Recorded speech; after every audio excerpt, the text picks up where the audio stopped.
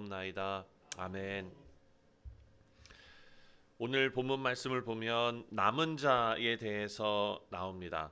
오늘 그 20절 위를 보면 남은 자만 돌아오리라 이렇게 제목이 붙어져 있습니다. 자, 남은 자를 이야기하면서 20절 말씀에 그날에 이스라엘의 남은 자와 야곱 족속에 피난한 자들이 다시는 자기를 친 자를 의지하지 아니하고 이스라엘의 거룩하신 여호와를 진실하게 의지하리니. 여기 보니까 의지하다라는 말이 두 번 나옵니다. 첫 번째는 아수르를 의지하는 것이고 두 번째는 여호와를 의지하는 것입니다. 자, 이스라엘은 원래부터 아무도 의지하지 않았던 그런 사람들이 아닙니다. 문제는 의지하는 것 자체가 아니라 누구를 의지했느냐 아닙니까? 아하스 왕은 아람하고 북이스라엘이 쳐들어왔을 때 하나님께서 징조를 보이시겠다 말씀하셨는데도 불구하고 거절합니다. 왜 그렇습니까? 아수르하고 관계를 맺으면서 이를 풀어가려고 했기 때문입니다. 아수르에게 도움을 요청했습니다. 하나님께서는 이사야를 통해서 징조를 보여주겠다 하고 말씀하신 것은 뭐냐? 이사야를 통해서 믿고 잠잠하라 이렇게 말씀하신 것입니다. 그런데 아하스는 눈에 보이는 아수르의 힘을 선택합니다. 근데 사실 역사적으로 어떻게 됐습니까? 처음에는 아수르가 유다를 도와주는 척 했습니다. 그래가지고 아람하고 북이스라엘이 쳐들어오는 것이 어떻게 보호가 되는 것처럼 보이다가 나중에 가서는 어떻게 했느냐? 아니, 쳐들어오는 사람만 바뀐 거예요. 아람하고 북이스라엘은 안 들어왔다 쳐도 이제는 아수르가 들어와서 그들이 차지하고자 했던 걸 그냥 다 가져가는 거예요. 예. 결국 유다가 의지했던 아수르가 유다의 목을 조르는 그런 상황이 된 것입니다. 그래서 이사야가 아수르를 자기를 친 자라고 부릅니다. 자기를 친 자.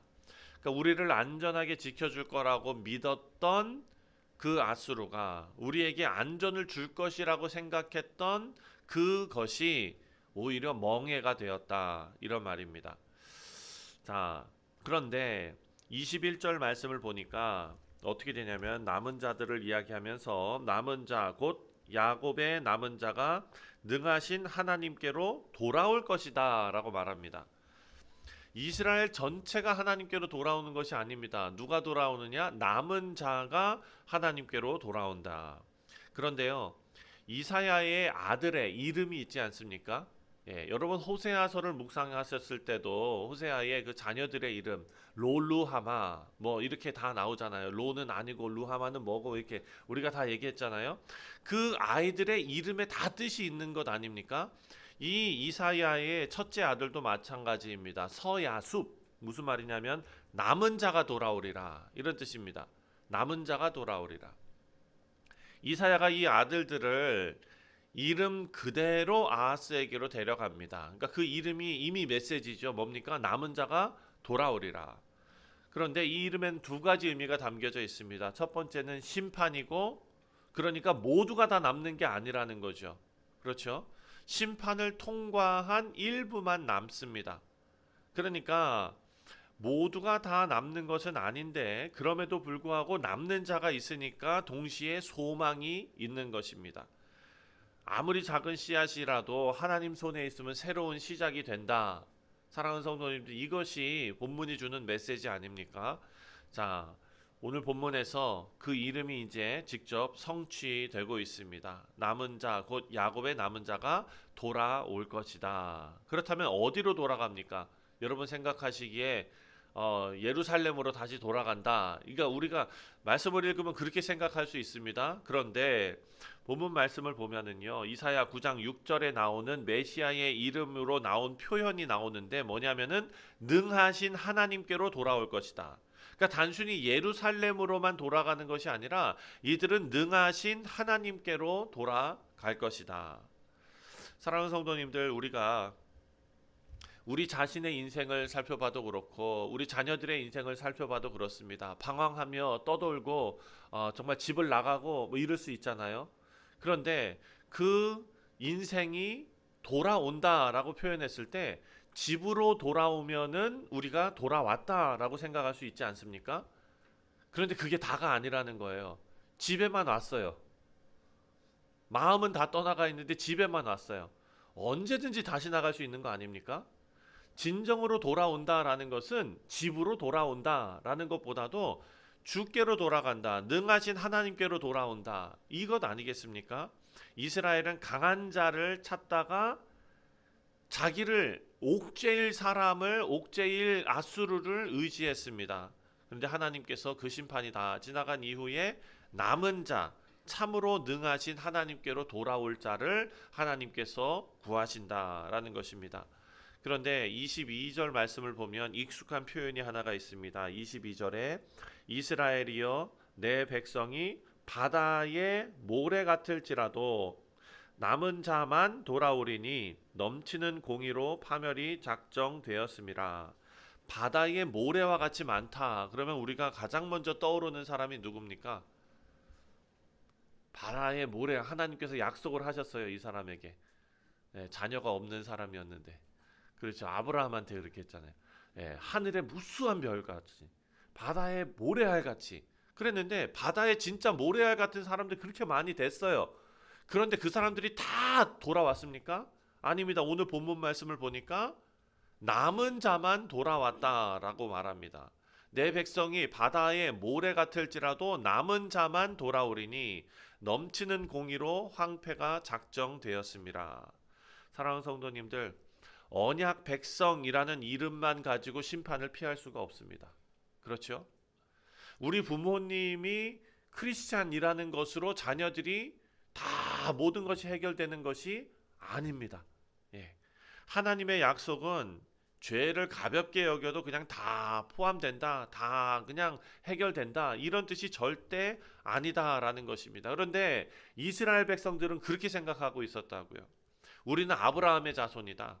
하나님께서 우리를 많게 하시겠다, 바다의 모래같이 하시겠다 약속했으니까 우리는 안전하다, 이렇게 생각한 거예요.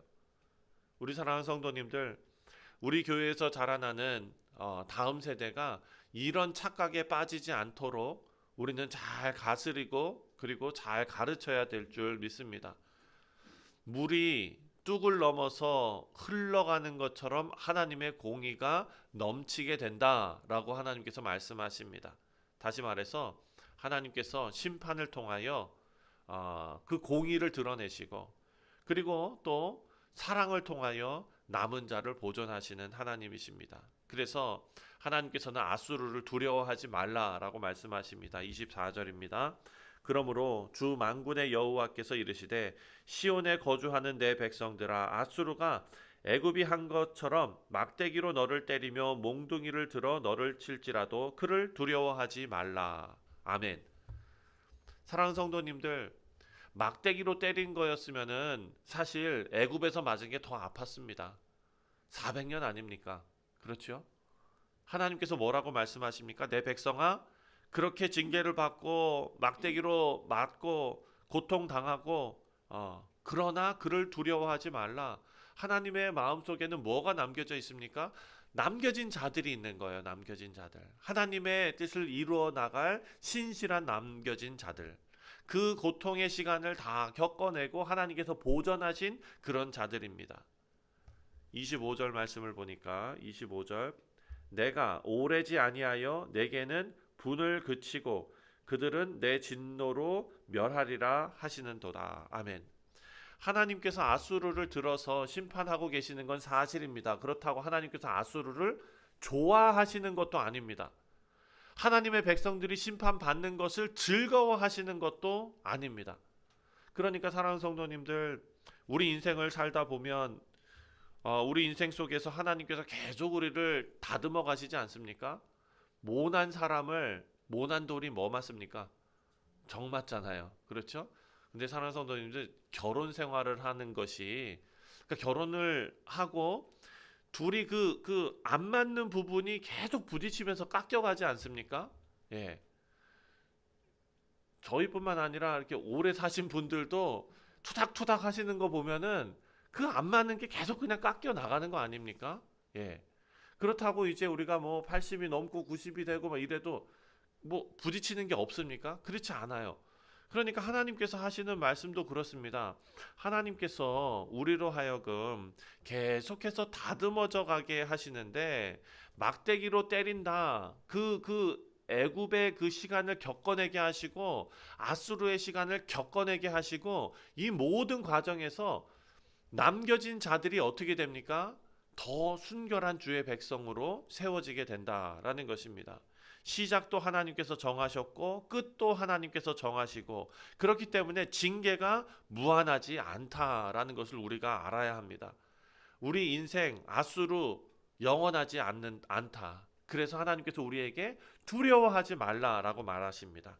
그리고 하나님께서는 이전에 행하신 것처럼 다시 행하시겠다. 26절에 만군의 여호와께서 채찍을 들어 그들을 치시되 오랫바위에서 미디안을 쳐 죽이신 것 같이 하실 것이며 막대기를 드시되 바다를 향하여 애굽에서 하신 것 같이 하실 것이라. 아멘. 사랑하는 성도님들, 미디안에서 기드온이 300명으로 그 엄청난 승리를 경험했을 때 모든 사람들은 다 열광했습니다. 그렇죠? 출애굽할 때도 홍해 앞에서 다 죽을 것 같았는데 모세가 막대기를 들고 바다를 치니까 어떻게 됐습니까? 홍해가 쫙 갈라졌잖아요. 모든 사람들이 열광했을 것입니다. 오늘 하나님께서 그 말씀을 하시는 것입니다. 내가 그 놀라운 구원을 너희 가운데 이루겠다. 아멘. 자, 그런데 사랑하는 성도님들, 우리 인생에서 예를 들어서 이런 간증이 되게 많습니다. 사업하고 뭐 하고 해가지고 인생이 진짜 남들이 다 부러워하는 그런 인생이었는데 갑자기 다 망하는, 그렇죠? 그랬는데 갑자기 다 망했는데 다시 주님께로 돌아오고 그리고 나서 어떤 사람은 다시 옛날의 영광으로 다시 회복되는 사람이 있고 어떤 사람은 회복은 안 되는데 교회는 열심히 다니는 사람이 있고 둘 중에 어떤 게 더 좋은 인생입니까? 어떤 게 진정한 회복입니까? 우리가 이거를 생각할 때 회복이라는 것을 우리는 옛날에 내가 누렸던 그 인정받았던 그 상태로 돌아가는 것을 회복으로 생각하는 경우가 많지 않습니까? 그런데 오늘 본문 말씀을 보면은요, 하나님의 회복은 영혼이 돌아오는 게 진정한 회복이거든요. 그래서 하나님께서 다시 이 영혼을 사로잡으시고 옛날에 영광된 그런 정말 부와 명예와 이 모든 것을 다시 주신다면 그 옛날의 가치와 지금의 가치는 완전 달라야 한다는 것이죠. 옛날은 그것이 내 것이었다면은 이제는 이것이 하나님께서 맡겨주신 청지기와 같은 그런 하나님께서 나에게 주신 그런 하나님의 영광을 위한 도구, 이렇게 사고가 바뀌어야 되는 그런 것 아니겠습니까? 그런데 어떤 사람들은요, 그렇게 돌아오고 그리고 나서 신실하게 주님만 섬기고 있어요. 근데 경제적으로 회복이 안 되고 관계적으로도 회복이 안 되고, 그렇다면 이 인생은 실패한 인생인가? 절대 그렇지 않다는 것입니다. 주된 목적은 하나님께로 돌아오는 데 있는 것이죠. 다들 아멘 안 하셨어요. 네. 네. 왜냐? 27절 말씀을 보면은요. 27절. 그날에 그의 무거운 짐이 내 어깨에서 떠나고 그의 멍에가 내 목에서 벗어지되 기름진 까닭에 멍에가 부러지리라. 이렇게 말합니다. 자, 그날에 멍에가 목에서 부러졌다. 사랑하는 성도님들, 이 세상에서 아무리 사람들 부럽게 그렇게 살아간다 해도 그리스도가 없으면 목에 멍에를 메고 살아가는 것 아닙니까? 그런데 하나님께서 이를 구원하시고 그 멍에를 부러뜨려 주십니다. 이것보다 더 귀한 게 어디 있습니까? 그리고 우리가 매야 할 것은 무엇입니까? 예수 그리스도께서 지워주신 십자가. 네. 사랑하는 성도님들, 우리가 오늘 하루 이 생각을 가지고 살았으면 좋겠습니다. 내 어깨에 짐이 다 떠났습니다. 이 멍에가 목에서 벗어집니다. 자, 기름진 까닭에 멍에가 부러지리라. 살이 오른 소의 목이 너무 굵어져서 멍에를 밀어서 깨트리는 장면으로 지금 이 장면을 소개하고 있습니다. 그런데 우리는 같은 장면을 보면서 예수 그리스도께서 우리의 죄와 사망의 멍에를 다 부러뜨려 주신 것을 기억해야 할 것입니다. 교만하고 살쪄서 이 멍에가 그냥 흘러내린 것이 아니라 하나님께서 친히 하나님의 아들을 이 땅에 보내셔서 우리에게 그 멍에를 벗겨주시고, 또한 우리는 쉬운 멍에를 예수 그리스도께서 지워주신 하나님의 뜻대로 살아가는 그런 아름다운 삶이 우리 가운데 펼쳐지기를 주님의 이름으로 축원드립니다. 이제 한 가지만 더 살펴보겠습니다. 33절과 34절.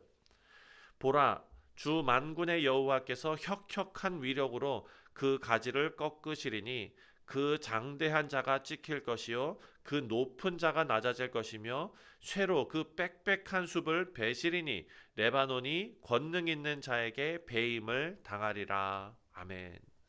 여러분, 그 위에 말씀을 보면은요, 침략자들이 공격해 오는 그런 내용들이 28절부터 쭉 나옵니다.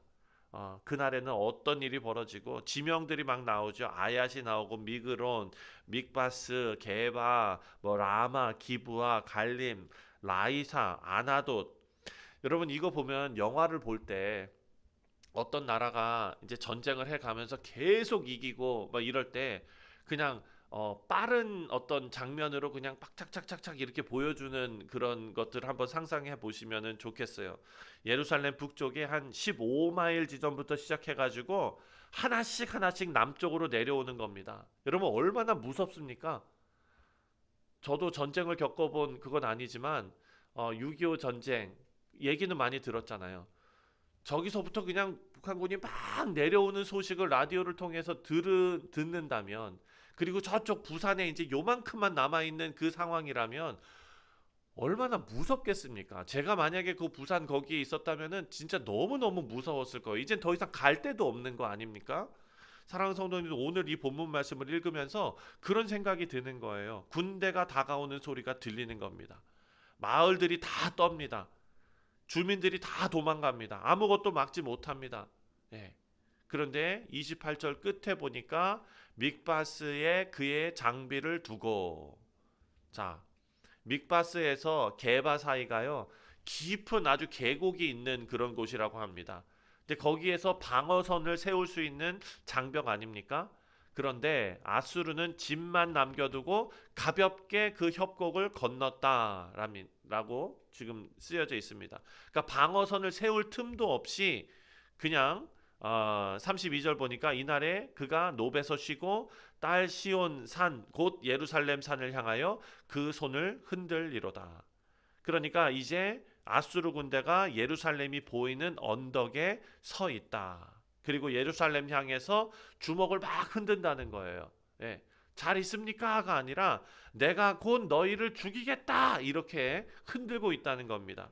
모든 도시가 다 무너졌고 이제 예루살렘만 남은 그런 상황입니다. 사랑하는 성도님들, 얼마나 무섭겠습니까? 계속 이렇게 쏟아지는데 저항할 수 없는 그런 아수르의 군대입니다. 그런데 33절 말씀을 보니까 보라라고 말합니다. 보라. 그리고 나서 주 만군의 여호와께서, 아수르는 빽빽한 거대한 숲과 같은데 울창한 나무들이 가득한 정말 강력한 나라 같은데 하나님께서 그 가지를 꺾으신다. 높은 나무를 찍으신다. 레바논의 거목을 하나님께서 쓰러뜨리신다. 역사의 마지막 말씀은 아수르에게 있는 것이 아니라 하나님께 있다라는 소망을 우리에게 보여주고 있습니다.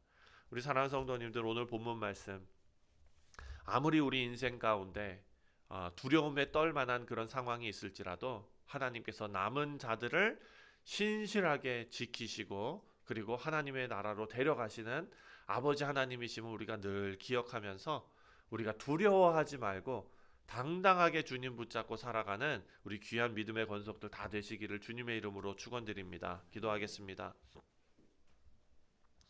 하나님 아버지, 우리 주님께서는 수고하고 무거운 짐진 자들아 다 내게로 오라, 내가 너희를 쉬게 하리라 라고 약속하셨습니다. 오늘 우리의 짐을 우리 주님께 다 맡기고 또 우리를 친 것을 다시 의지하지 말고 능하신 하나님께 돌아가는 귀한 하루가 되게 하여 주옵소서. 또한 아버지여, 우리 어깨에 놓인 무거운 짐과 목을 짓누르는 멍에를 하나님께서 다 깨뜨려 주심을 우리가 믿습니다.